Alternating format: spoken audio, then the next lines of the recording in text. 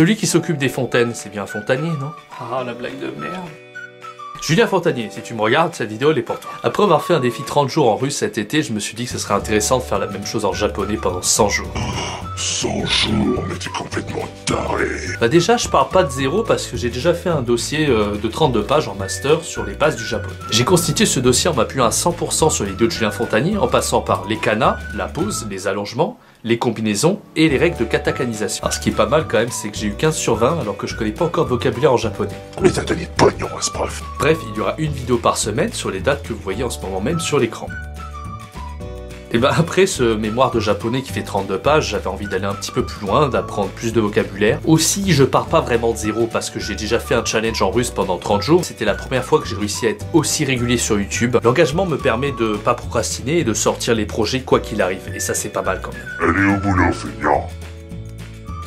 Donc ce défi permettrait donc de montrer si la méthode Fontanier marche, si c'est efficace et si c'est motivant. Ça pourrait montrer aussi que tes cours, bah même s'il y a une dimension tout à fait sérieuse, que n'importe qui vraiment peut apprendre du langue en prenant du plaisir. Puis aussi quelque chose d'important, c'est de donner quelques feedbacks sur tes cours, voilà, montrer ce qu'il y a de bien, de moins bien, même si selon moi, il n'y a pas vraiment de moins bien. Je trouve que tes cours, ils sont vraiment aux petits oignons, mec. Oh le lèche-cul.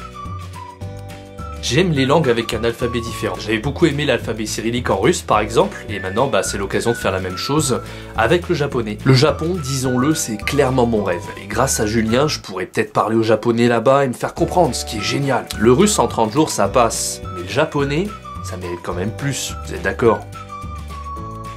La chaîne YouTube va bientôt atteindre le seuil des 40 vidéos publiées et je veux continuer à dynamiser tout ça. J'ai comme objectif à très long terme de créer plutôt une chaîne YouTube multilingue. Un épisode, ça fera 2 minutes en moyenne, chaque semaine sur ma chaîne YouTube.